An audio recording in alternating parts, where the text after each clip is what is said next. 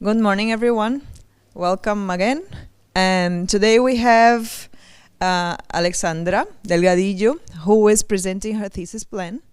So Alexandra is doing her thesis with Ivan here at EBD, but she's actually based in the Universidad de los Andes in Colombia.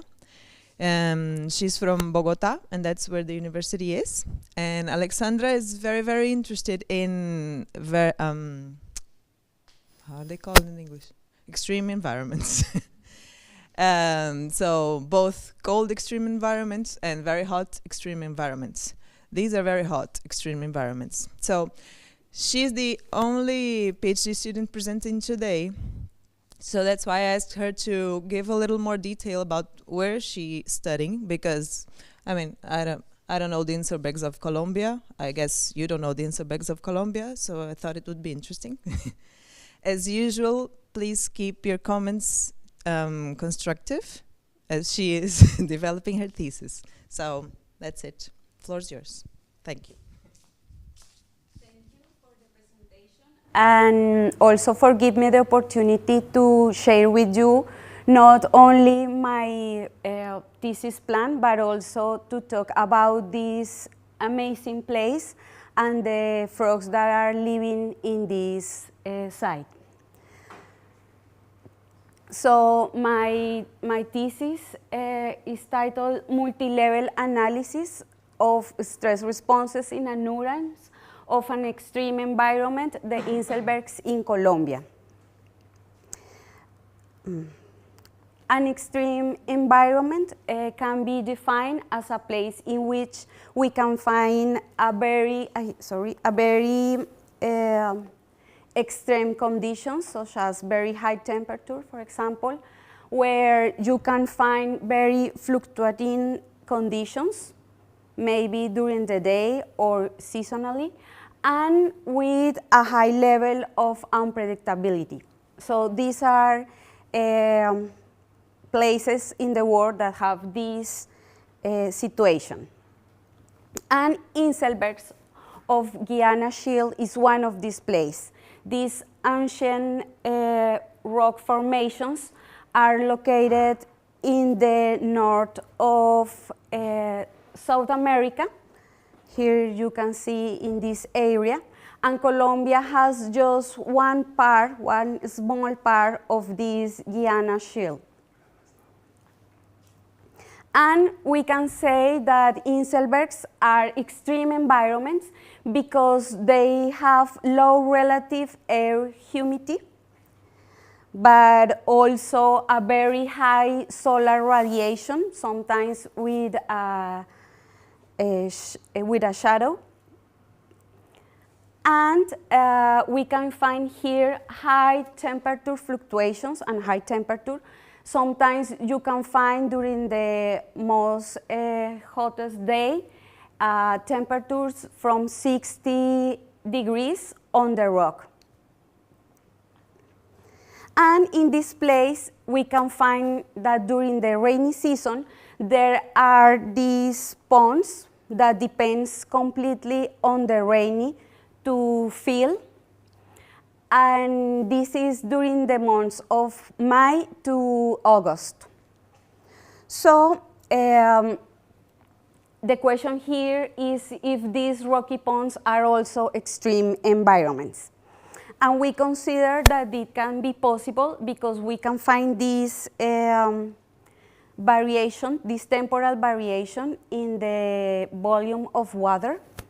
But also we can find that the pond size has variation. We can have these big ponds, but also smaller ones. And the vegetation cover is also varying. We can find these ponds with very vegetation cover, but also we can find some ponds without vegetation or almost nothing vegetation. And these ponds have other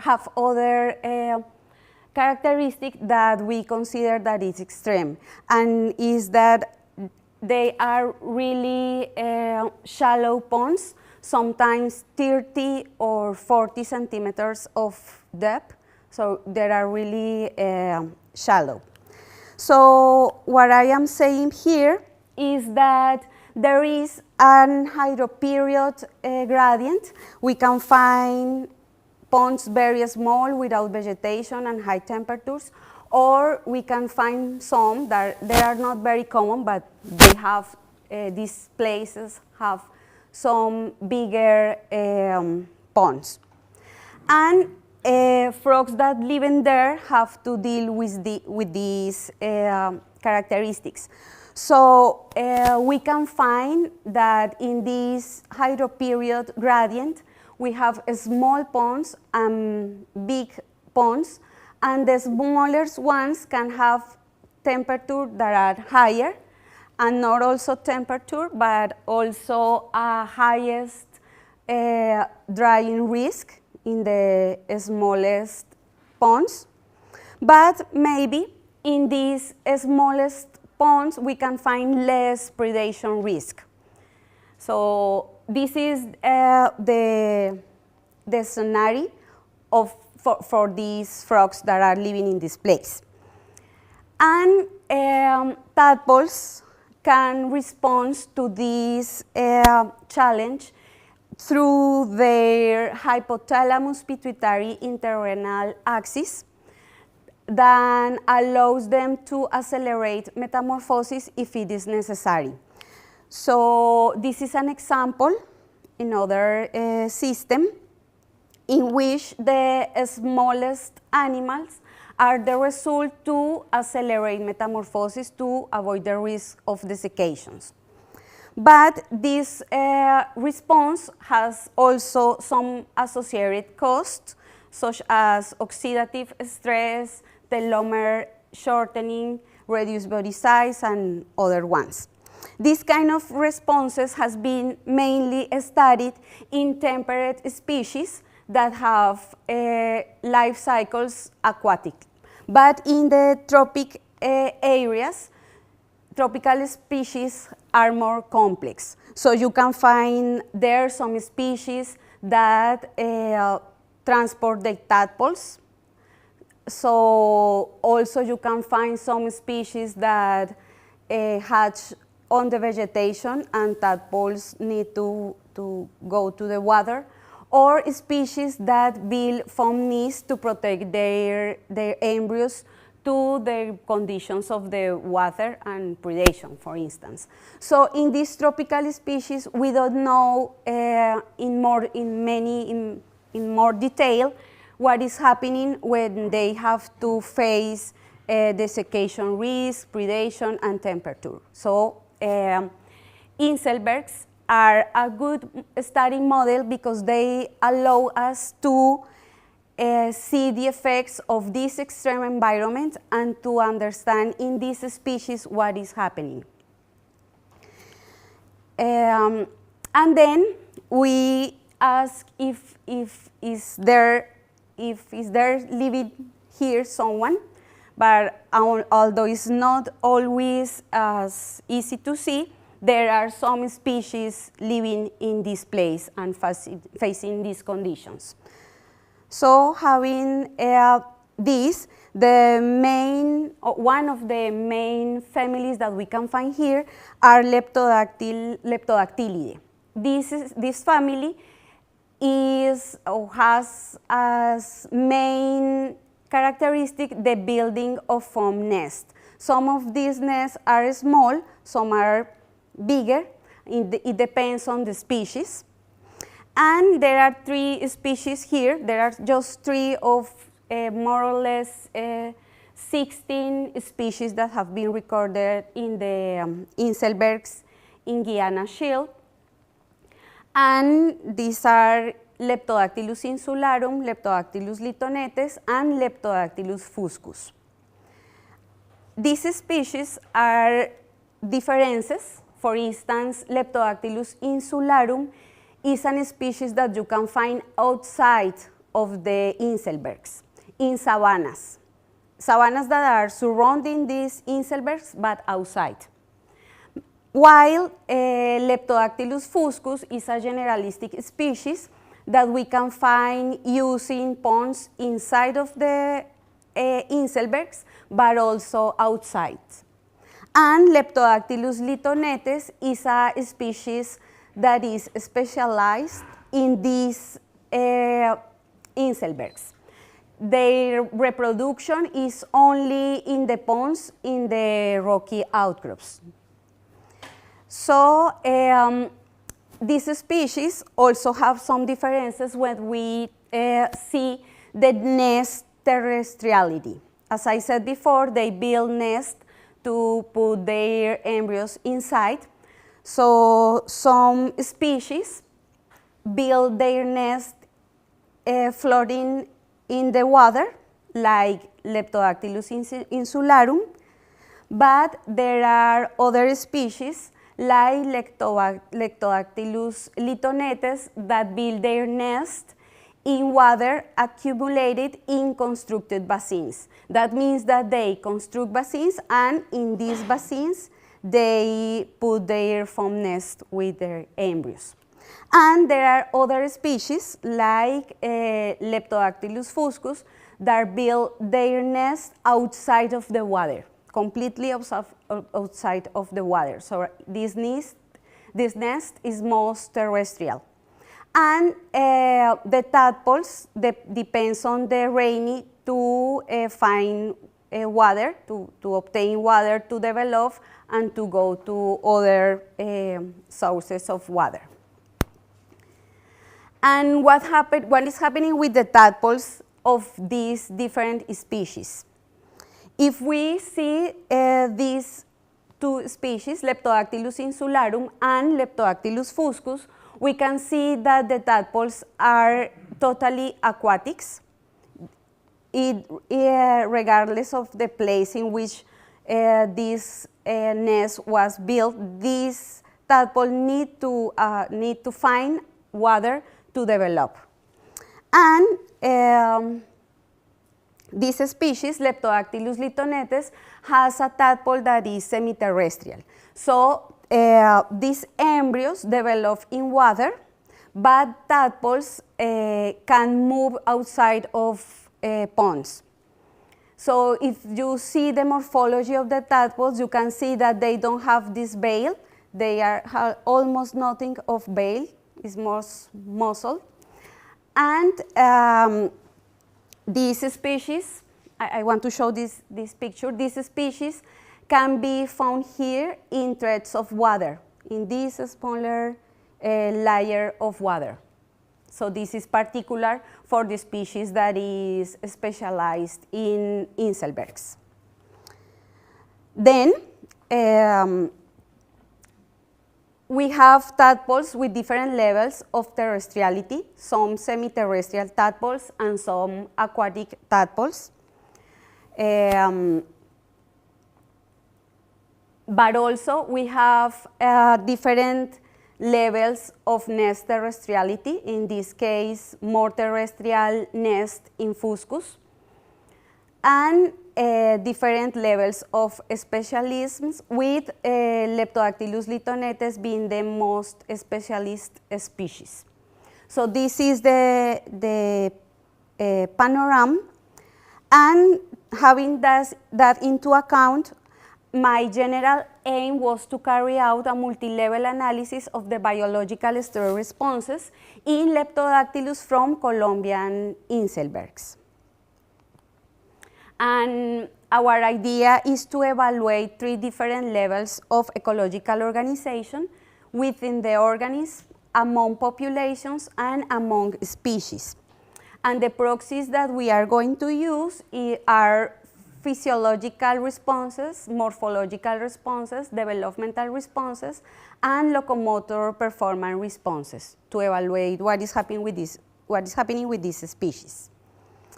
So here you can see some of the things that we are thinking to evaluate, and there are antioxidant enzymes, but also morphology of the animals, and time, size, and morphology at metamorphosis, and some characteristics of locomotor performance.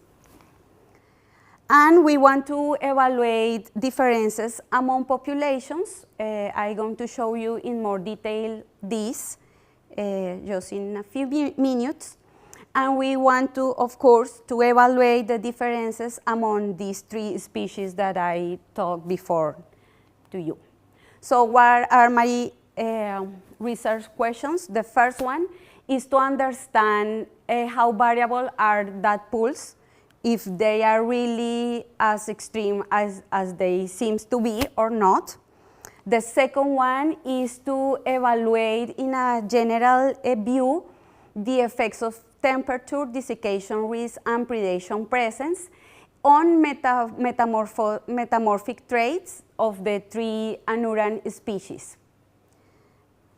And the third one is go in deep in the species that is specialized in Inselbergs and to determine the stress responses to desiccation risk in these species.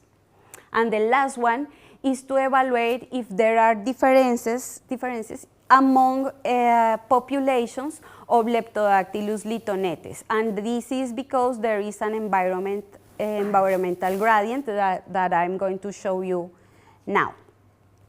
So for the first question, this is the study area. Again, just in case that you can remember, this is in the eastern side of Colombia, and there are more or less 600 kilometers along the Inselbergs in Colombia. There are just there are just an example of these Inselbergs. There are more, but I just put some circles in the places that I am trying to study, that I have access and information about the frogs of these places. And the idea is to characterize the main axis of environmental variation. So in 10 Inselbergs, I'm going to choose 10 ponds per Inselberg, and I'm going to evaluate vegetation cover, depth, temperature, and perimeter for each of the ponds. And now I just want to show you the most remarkable results of these first questions. I just have the results of the first point here in the northeast Inselbergs. And in this map, you can see the Orinoco River. And here, the two small Inselbergs. This is one, and this is the second one. And each circle there is a pond. So in this first place, I evaluated 50 ponds. And this is what I found. There were a previous report that said that the critical thermal maximum for Leptodactylus litonetes, the specialist species, is 42 degrees. So what I did was to evaluate the ponds, the temperature of the ponds using data loggers, and I found this. This is the, this is the time of the day, and this is the pond temperature, and this is all the temperatures recorded by the data loggers.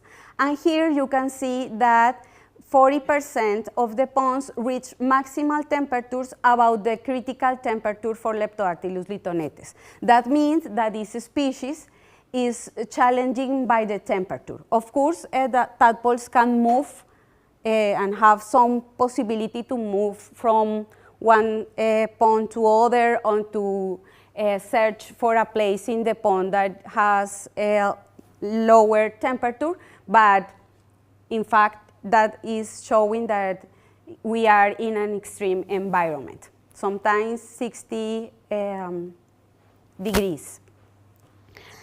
And for the second question about the effects of temperature, desiccation risk, and predator presence on metamorphic traits, I just want that you remember that we talked before about the effects of temperature, pond drying risk, and predation depending on the size of the pond. and that we said that these species have differences in nest terrestriality, tadpole terrestriality, and Inselberg specialism. So these differences can result on the differences in the exposure of environmental factors.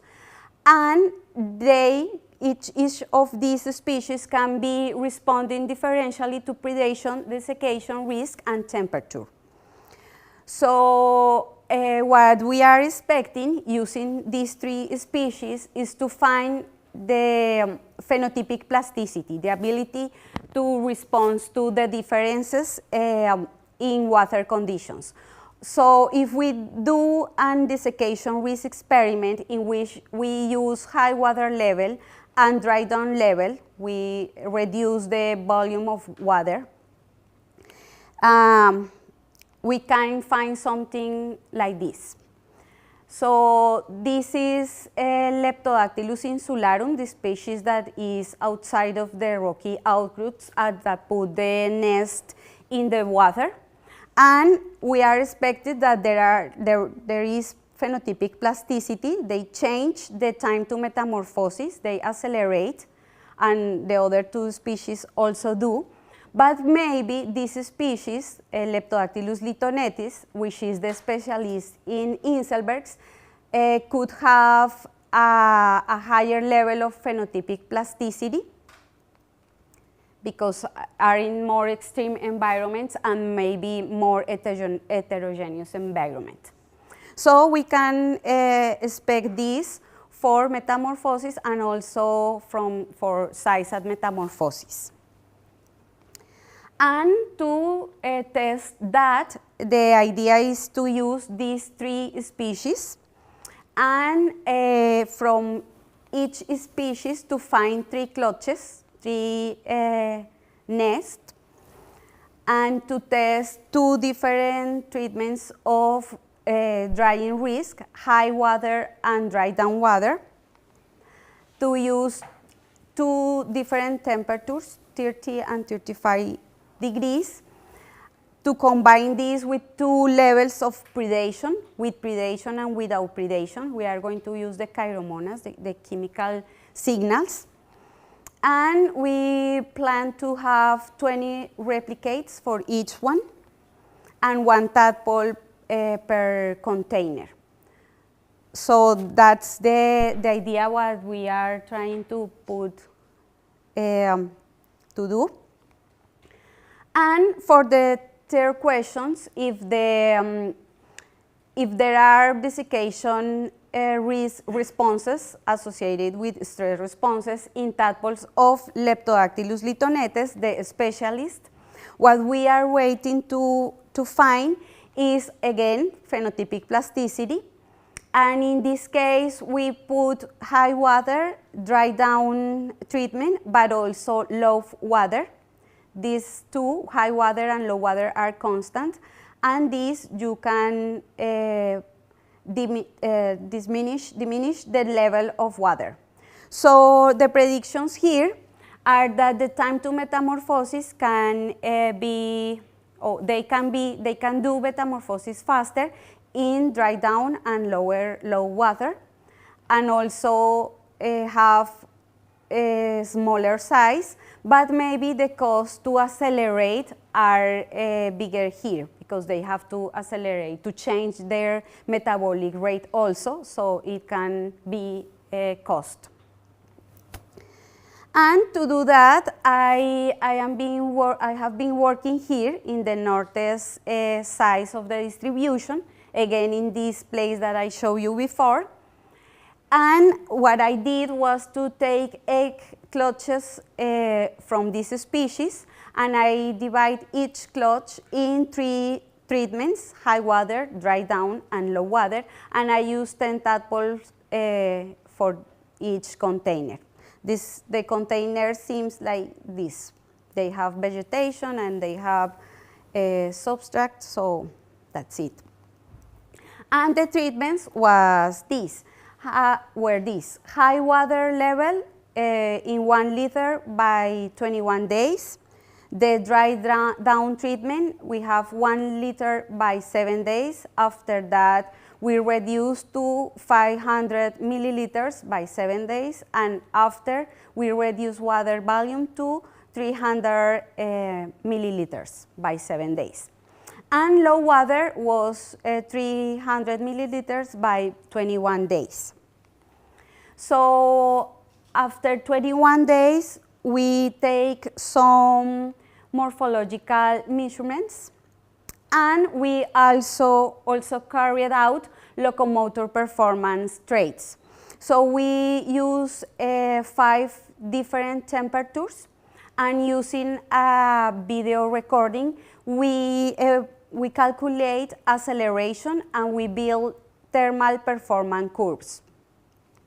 So here you can see some preliminary results. This is the body size, and this is the treatment of desiccation risk.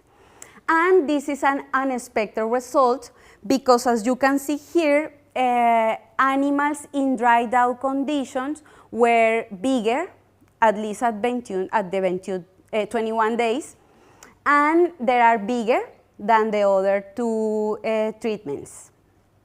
But we are expected that they were smaller but developing faster.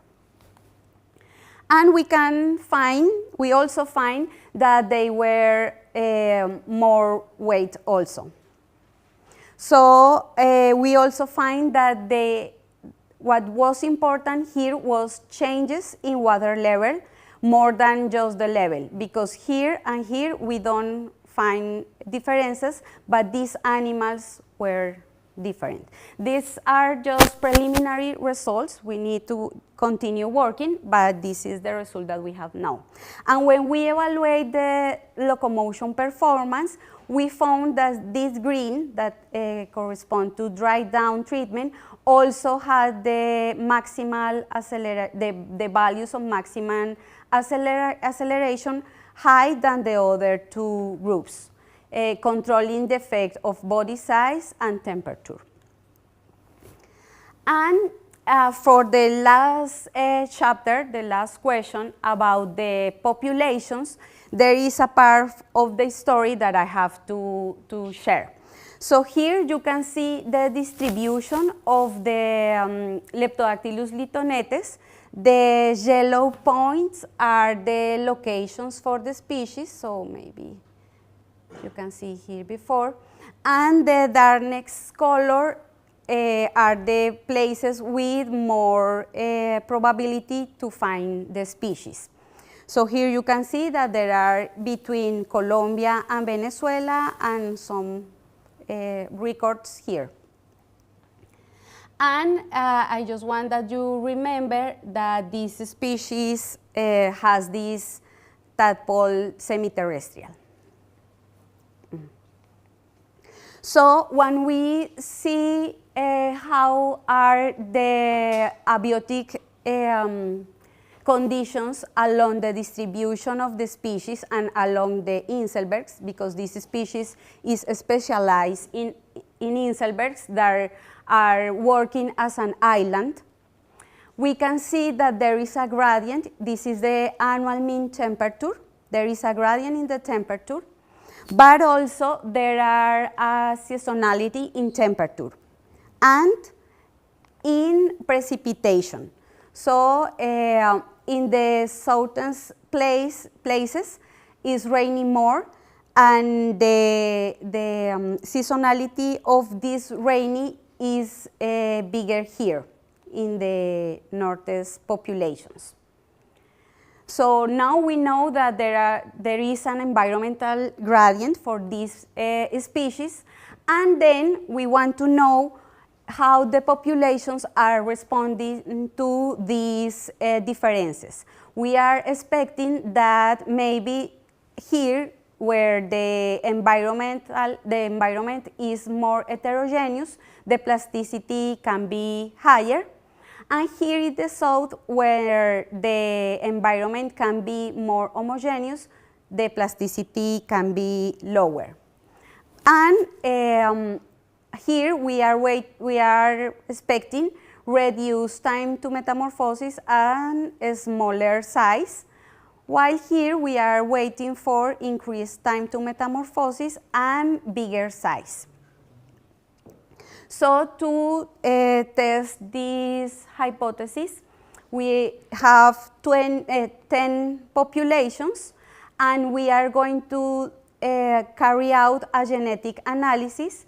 We are going to extract DNA, have a sequencing process using dd-RADSeq, and we are going to do an bioinformatic processing.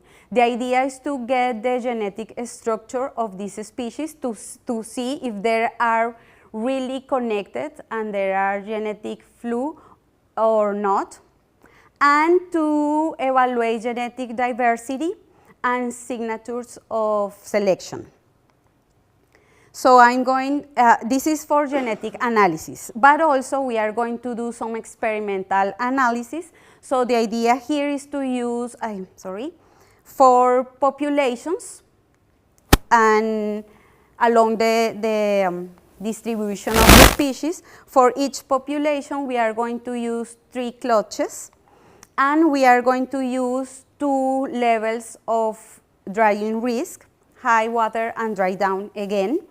We are going to have 15 replicates per each one of these, and 1 tadpoles per container. So this is the design of this experiment. And we have now just the first preliminary results about genetic analysis. I had extract DNA from all of these populations, these 9 populations. I have this one, which seems to be important, but I couldn't find the species when I went, so I have to come back. And we have between 25 and 30 samples per each of these 9 populations. And these samples are traveling to Spain now. I hope that to carry out this in the next month or months, if everything is okay. We don't know. So just for the last slide, I want to show the people who is financial support for my project. And there are the Program for Women in Science of Fundación L'Oreal, la Facultad de Ciencias de la Universidad de los Andes, el Ministerio de Ciencia, Tecnología e Innovación, y Parques Nacionales Naturales de Colombia. And thank you to you also for being here and for your questions. That's it.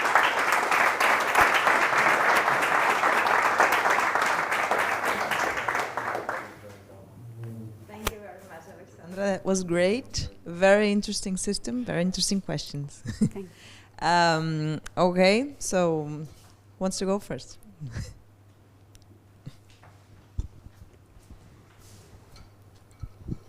That was a very nice talk, thank you.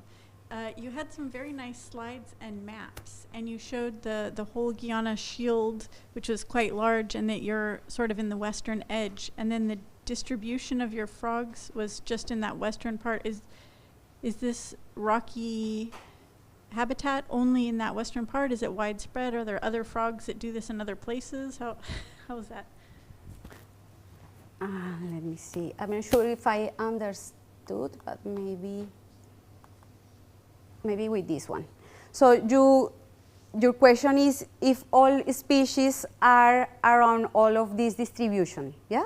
Or just the Leptodactylus litonetes? Yeah. Are they all only in that western part of the Guiana Shield, or are they across the whole range? Or are there other species in different, are there lots of these kinds of species? So yeah. Leptodactylus litonetes is only here, but the other species, Leptodactylus fuscus, has a distribution more expanded, much more expanded, yeah? And Insularum also has a distribution more expanded, but outside of the rocky outgroups. I use these species to compare, because it's in the same region, but it's not using the Inselbergs ponds to reproduction. So this is why it's interesting for me. And that rocky habitat is just what you show there in red? Yeah, this is the probability to, based on geographic distribution model from these authors. But the yellow circles are the locations, the real locations that they use to build this distribution model. Yeah? Very nice, thanks.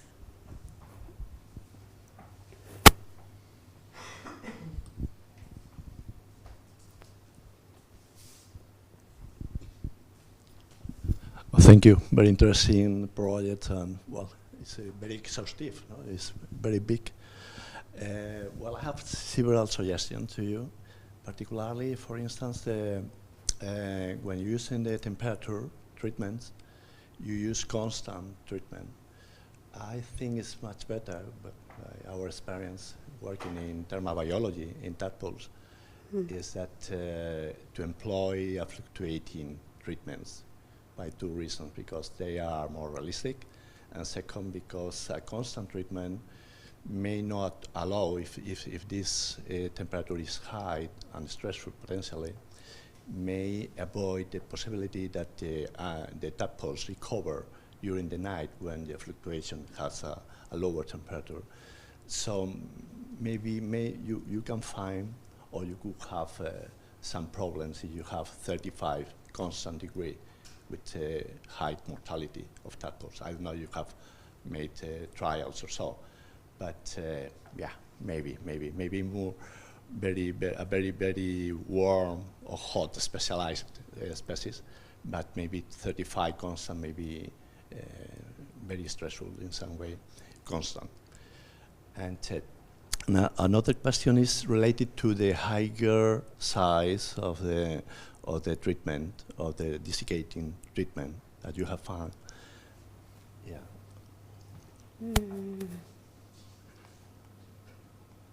Here. That's right. Yeah, it's interesting because it seems that those tadpoles under desiccating conditions may enhance both development and also growth. The growth rate is probably increased under that conditions. The question is why, but it's the only... Yeah, I have to evaluate the development stage, because here I am just showing you the weight and body size, but I still have to see the development stage just to be sure. And about why, we don't know, but we have some ideas. So now I have to go. There is some theoretical information about that. Maybe some species can grow faster to compensate for the acceleration in development, but it depends on the trade-off. If they have enough energy in the system, maybe they can grow and compensate, but we have to evaluate that. And maybe in this species, grow faster is important, or be bigger is important, because they have to move. Sometimes they have to escape to the pond, and maybe they need to be bigger to be able to move, to have a better locomotor performance, like we see in the results. But there are preliminary results. It is possible that, as there is recorded in other studies, here you can see the effect on growth to day 31 for this species, and is similar. This is drying in yellow, so you can see that the effect is positive. There is a positive effect in the growth to day 31, but after, when you evaluate the size at metamorphosis, there is a change. Yeah? So we have to see if there is happening also in our species, or is something different. We don't know yet. Muy bien, gracias. Okay.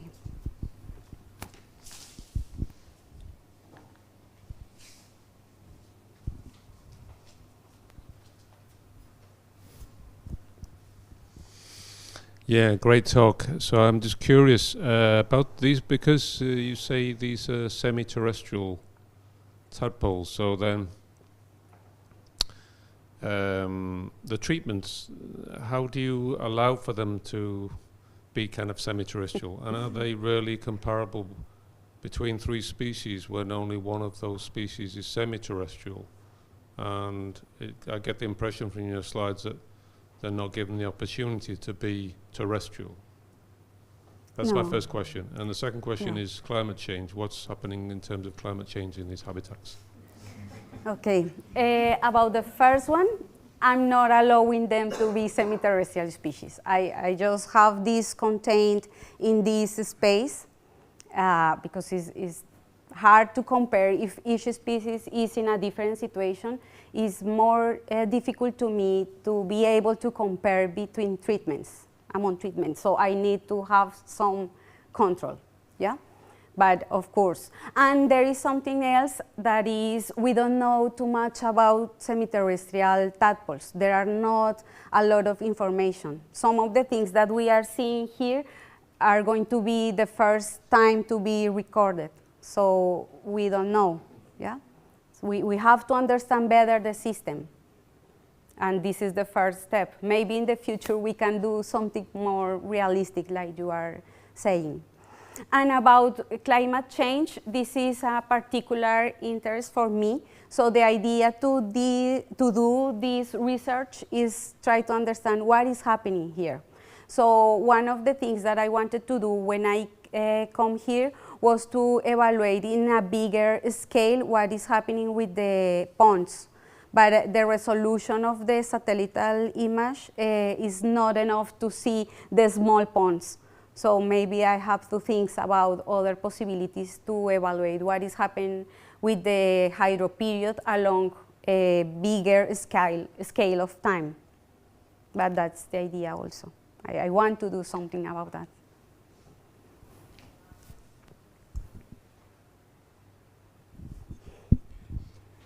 And maybe you mentioned, and I missed it, but what is the behavioral response when the water reaches those very high temperatures? Because if I understood right, the water reaches temperatures that are very much higher than the maximum tolerated, no? So how do they behave? Do there are crevices on the rocks where they can hide? How does this Okay, on nature. Yes, on the wild. What I found was a lot of tadpole death during the highest. That's a very bad response. Yeah, and that answer also what you are question about climate change. So I think that the mortality is high, is very high for this species. And of course, they have the possibility to escape to the pond, maybe looking for some pond with more vegetation cover if they are lucky. But I imagine that the bare rock is very much warmer than the 70 and than the 60 degrees, that the rock is going to be even warmer, so it has to be very deep crevices or something like that. So tadpoles are. Tadpoles cannot. I want to show you. There is one picture that allow me show you better. It's just at the beginning. We are just arriving. And is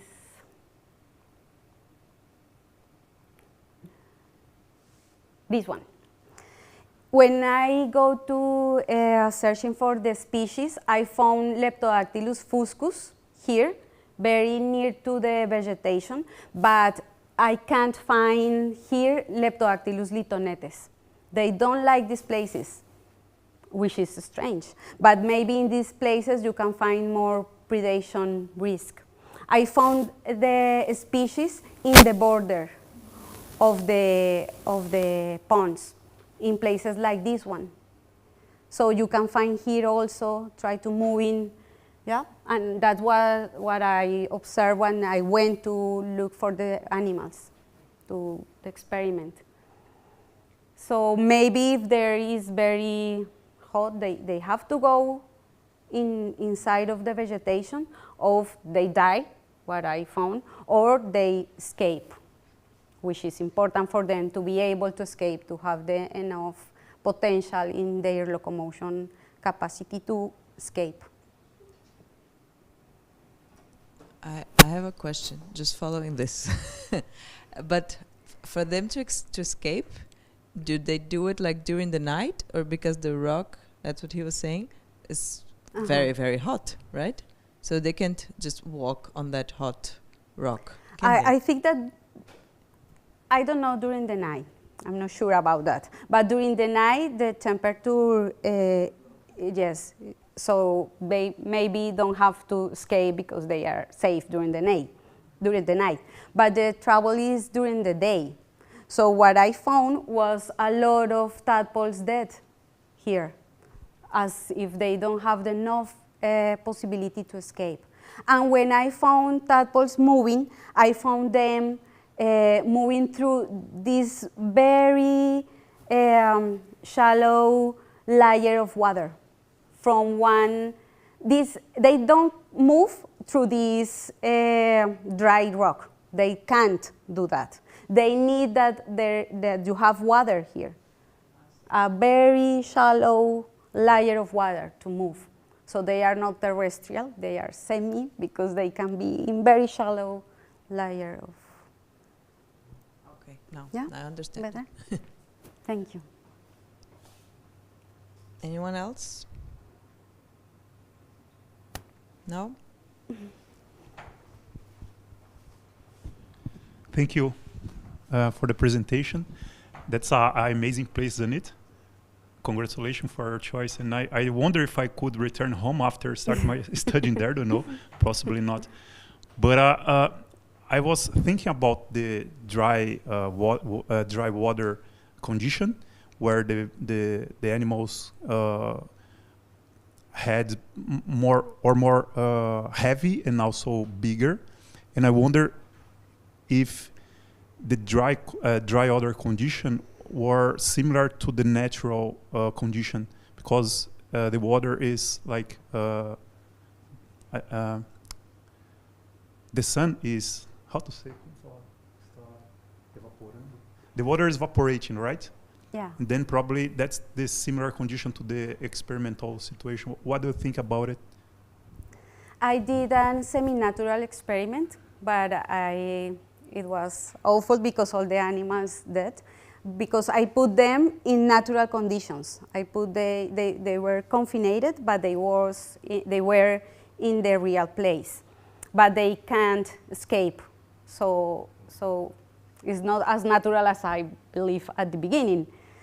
So it's difficult for me to know what is happening in the real life. I try to have a real picture that allow me to understand the responses of the animals. But of course, always you have limitations to be realistic, as you said about temperature, and about, as you said, about the behavior of semi-terrestrial tadpoles. So what I think is that we need a point to start to understand, yeah? To have first a general view, and after that, maybe we can play with other situations. But it's not as natural as in nature, of course. We have a question from YouTube. So the question is, first, great talk. And then, sorry if I missed this, but these species build foam nests, right? If so, would you expect differences in the nests themselves, in duration, size, or composition between the three species? I'm not sure about that, because I show you here, yeah, that three species are, I think that that was the questions. That three species have differences in the size that they put their nest, yeah? And maybe this nest terrestriality can have an effect on the responses, but I don't know. And I'm not sure about that. I know that these species, for instance, by previous studies of other researchers in Colombia, can have an arrested time. If they don't find water, they can stop the development for a while during the first stages of development. Yeah?